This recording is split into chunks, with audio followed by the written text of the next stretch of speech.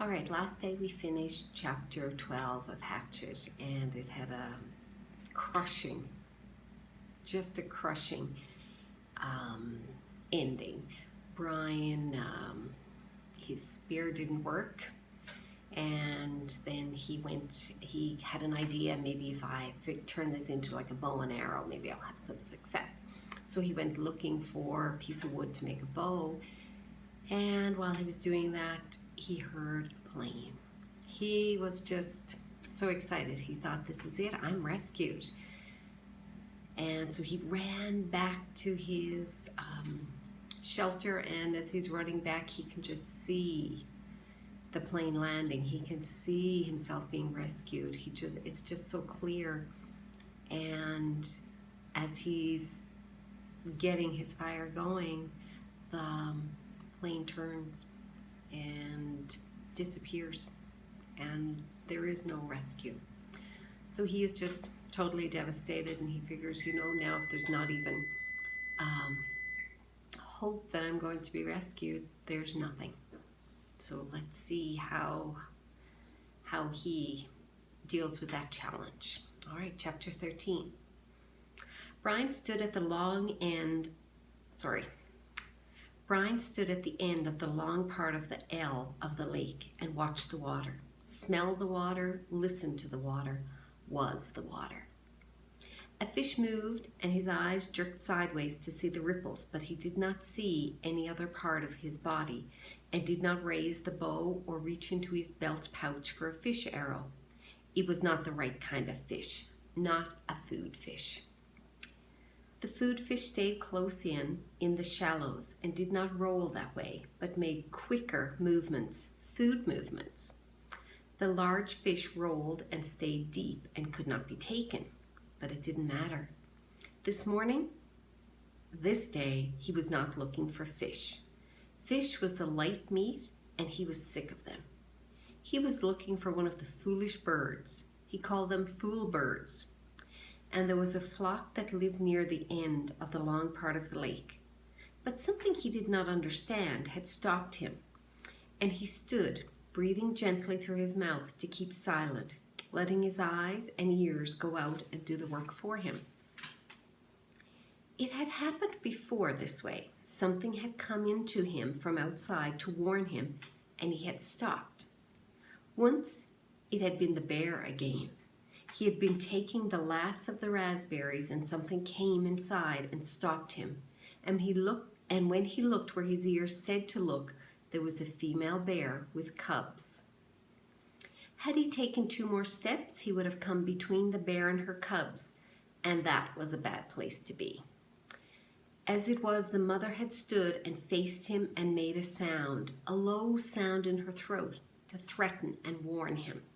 He paid attention to the feeling now, and he stood and waited, patiently, knowing he was right and that something would come. Turn, smell, listen, feel, and then a sound. A small sound, and he looked up and away from the lake and saw the wolf. It was halfway up the hill from the lake, standing with its head and shoulders sticking out into a small opening, looking down on him with wide yellow eyes. He had never seen a wolf, and the size threw him. Not as big as a bear, but somehow seeming that large. The wolf claimed all that was below him as his own, took Brian as his own. Can you imagine how terrifying that would be to look up and see a wolf? And interesting how he was able to just sense it. There was no sound, he sensed something. Brian looked back and for a moment felt afraid because the wolf was so right. He knew Brian, knew him and owned him, and chose not to do anything to him. But the fear moved away, and Brian knew the wolf for what it was, another part of the woods, another part of all of it. Brian relaxed the tension on the spear in his hand, settled the bow in his other hand from where it had started to come up. He knew the wolf now, as the wolf knew him, and he nodded to it, nodded and smiled. The wolf watched him for another time, another part of his life. Then it turned and walked effortlessly up the hill, and as it came out of the brush, it was followed by 3 other wolves, all equally large and gray and beautiful, all looking down on him as they trotted past and away, and Brian nodded to each of them. Not sure if I'd be nodding to wolves or any wild animal. He was not the same now. That Brian that stood and watched the wolves move away and nodded to them was completely changed. Time had come, time that he measured but didn't care about. Time had come into his life and moved out and left him different. It measured time. 47 days had passed since the crash. 42 days, he thought, since he had died and been born as the new Brian. When the plane had come and gone, it had put him down, gutted him, and dropped him, and left him with nothing. The rest of that first day he had gone down and down until dark.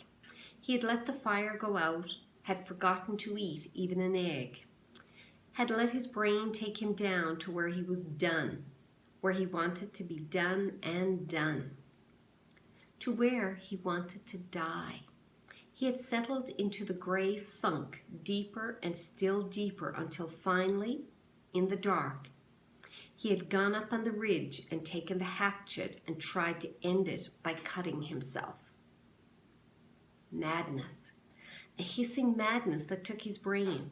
There had been nothing for him then, and he tried to become nothing, but the cutting had been hard to do, impossible to do, and he had at last fallen to his side, wishing for death, wishing for an end, and slept, only didn't sleep.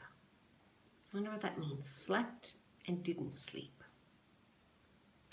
With his eyes closed and his mind open, he lay on the rock through the night, lay and hated and wished for it to end, and thought the word cloud down through that awful night, over and over the word, wanting all his clouds to come down. But in the morning, he was still there on his side, and the sun came up, and when he opened his eye, he saw the cuts on his arm, the dry blood turning black. He saw the blood and hated the blood, hated what he had done to himself when he was the old Brian, and was weak. And 2 things came into his mind, 2 true things. He was not the same. The plain passing changed him. The disappointment cut him down and made him new. He was not the same and would never be again like he had been. That was one of the true things, the new things. And the other one was that he would not die. He would not let death in again. He was new. Of course, he had made a lot of mistakes. He smiled now, walking up the lake shore after the wolves were gone, thinking of the early mistakes, the mistakes that had came before he realized that he had to find new ways to be what he had become. He would make new fire, which he now kept going, usually using partially rotten wood, because the punky wood would smolder for many hours and still come back with fire. But that had been the extent of doing things right for a while. His first bow was a disaster that almost blinded him. What did he do? He had sat a whole night and shaped the limbs carefully until the bow looked beautiful. Then he had spent 2 days making arrows. The shafts were willow, straight and with the bark peeled, and he fire-hardened the points and split a couple of them to make forked points, as he had done with the spear. He had no feathers, so he just left them bare, figuring for fish they only had to travel a few inches. He had no string, and that threw him until he looked down at his tennis shoes. They had long laces, too long, and he found that one cut in half would take care of both shoes, and that left the other lace for a bowstring. All seemed to be going well until he tried a test shot. He put an arrow to the string, pulled it back to his cheek, pointed it at a dirt hummock, and at that precise instant the bow wood exploded in his hands, sending splinters and chips of wood into his face. 2 pieces actually stuck into his forehead, just above his eyes, and had they been only slightly lower, they would have blinded him. Too stiff. Mistakes. In his mental journal, he listed them to tell his father, listed all the mistakes. He had made a new bow with slender limbs and a more fluid, gentle pull, but could not hit the fish, though he sat in the water and was, in the end, surrounded by a virtual cloud of small fish. It was infuriating. He would pull the bow back, set the arrow just above the water, and when the fish was no more than an inch away, release the arrow, only to miss. It seemed to him that the arrow had gone right through the fish again and again, but the fish didn't get hurt. Finally, after hours, he struck the arrow down in the water, pulled out the bow, and waited for a fish to come close. And while he was waiting, he noticed that the water seemed to make the arrow bend or break in the middle. Of course, he had forgotten that water refracts, bends light. He'd learned that somewhere in some class, maybe it was biology, he couldn't remember. But it did bend light, and that meant the fish were not where they appeared to be. They were lower, just below, which meant he had to aim just under them. He would not forget his first hit, not ever. A round-shaped fish with golden sides as gold as the sun, stopped in front of the arrow, and he aimed just beneath it at the bottom edge of the fish and released the arrow, and there was a bright flurry, a splash of gold in the water. He grabbed the arrow and raised it up, and the fish was in the end, wiggling against the blue sky. He held the fish against the sky until it stopped wiggling, held it and looked to the sky and felt his throat tighten, swell, and fill with pride at what he had done. He had done food. With his bow, with an arrow fashioned by his own hands, he had done food. Had found a way to live. The bow had given him this way, and he exulted in it, in the bow, in the arrow, in the fish, in the hatchet, in the sky.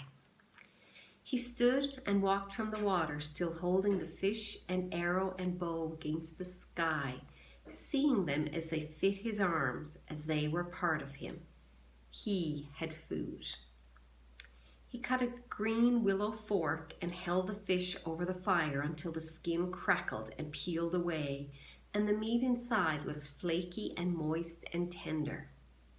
This he picked off carefully with his fingers, tasting every piece, mashing them in his mouth with his tongue to get the juices out of them. Hot, steaming pieces of fish. He could not, he thought then, ever get enough. And all that first new day, he spent going to the lake, shooting a fish, taking it back to the fire, cooking it and eating it, then back to the lake, shooting a fish, cooking it and eating it, and on that way until it was dark.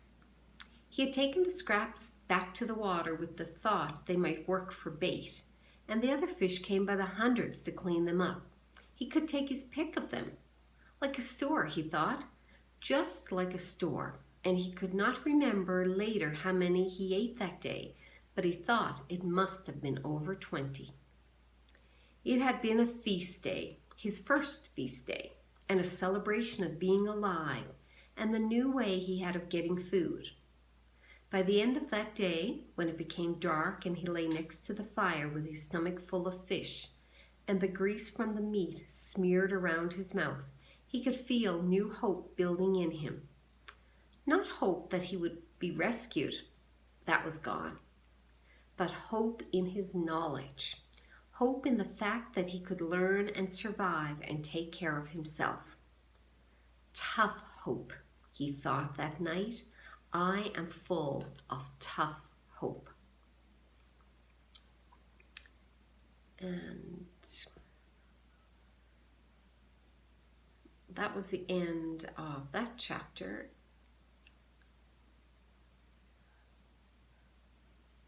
And we may be stopping because I'm not sure.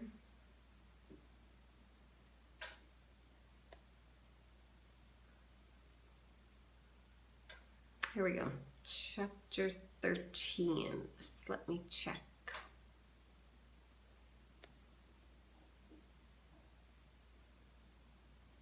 Okay, this is a long chapter. We'll read for part of it though. Chapter 13. Brian stood at the long end of the long part of the lake.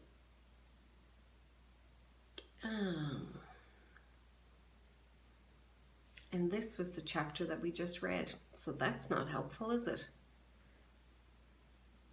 How come?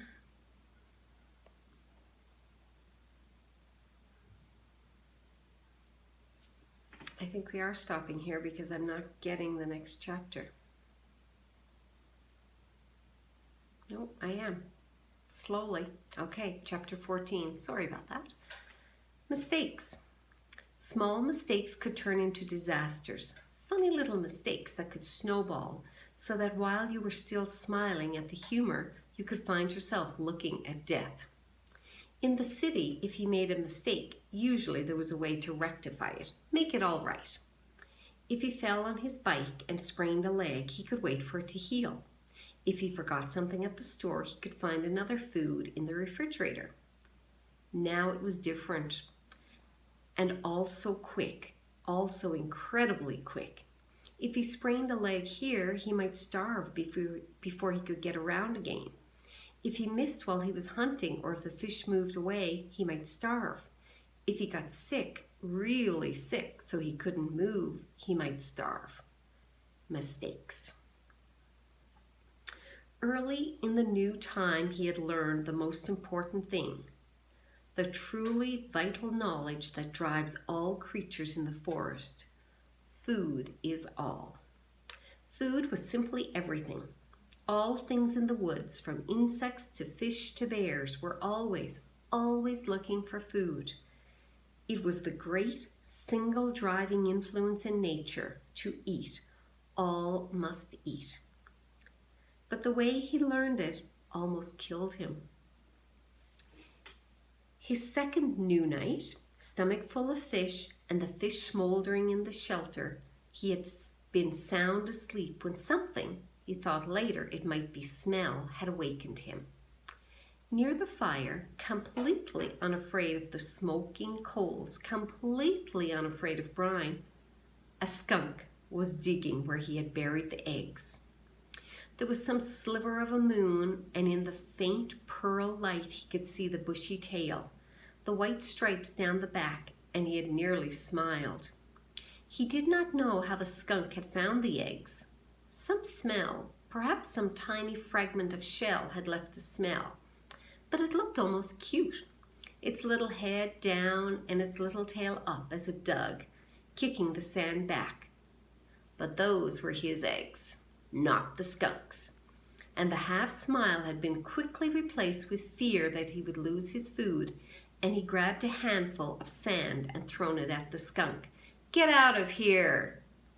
He was going to say more, some silly human words, but in less than half a second the skunk had snapped its rear end up, curved the tail over, and sprayed Brian with a direct shot aimed at his head from less than 4 feet away. In the tiny confines of the shelter, the effect was devastating. The thick sulphurous rotten odor filled the small room, heavy, ugly, and stinking. The corrosive spray that hit his face seared into his lungs and eyes, blinding him. He screamed and threw himself sideways, taking the entire wall off the shelter, screamed and clawed out of the shelter, and ran to the shore of the lake. Stumbling and tripping, he scrambled into the water and slammed his head back and forth, trying to wash his eyes, slashing at the water to clear his eyes. 100 funny cartoons he had seen about skunks. Cute cartoons about the smell of skunks, cartoons to laugh at and joke about. But when the spray hit, there was nothing funny about it. He was completely blind for almost 2 hours, a lifetime. Can you imagine that feeling? He thought that he might be permanently blind, or at least impaired, and that would have been the end. As it was, the pain in his eyes lasted for days, bothering him after that for 2 weeks. The smell in the shelter, in his clothes, and in his hair was still there now, almost a month and a half later. Yikes. And he had nearly smiled. Mistakes. Food had to be protected. While he was in the lake trying to clear his eyes, the skunk went ahead and dug up the rest of the turtle eggs and ate every one. Licked all the shells clean, and could have had cared less that Brian was thrashing around in the water like a dying carp. The skunk had found food and was taking it, and Brian was paying for a lesson. Protect food and have a good shelter. Not just a shelter to keep the wind and rain out, but a shelter to protect, a shelter to make him safe. The day after the skunk, he set about making a good place to live. The basic idea had been good. The place for his shelter was right, but he just hadn't gone far enough. He'd been lazy. But now he knew the second most important thing about nature. What drives nature? Food was first. But the work for the food went on and on. Nothing in nature was lazy. He had tried to take a shortcut and paid for it with his turtle eggs, which he had come to like more than chicken eggs from the store. They had been fuller somehow, had more depth to them. He set about improving his shelter by tearing it down. From dead pines up the hill, he brought down heavier logs and fastened several of them across the opening, wedging them up at the top and burying the bottoms in the sand. Then he wove long branches in through them to make a truly tight wall, and, still not satisfied, he took even thinner branches and wove those into the first weave. When he was at last finished, he could not find a place to put his fist through.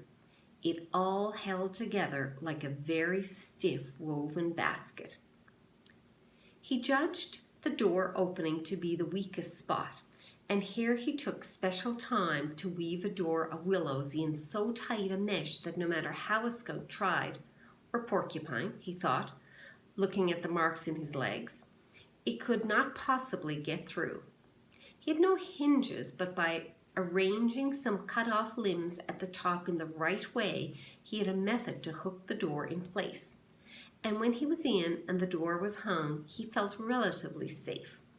A bear, something big, could still get in by tearing at it, but nothing small could bother him, and the weave of the structure still allowed the smoke to filter up through the top and out.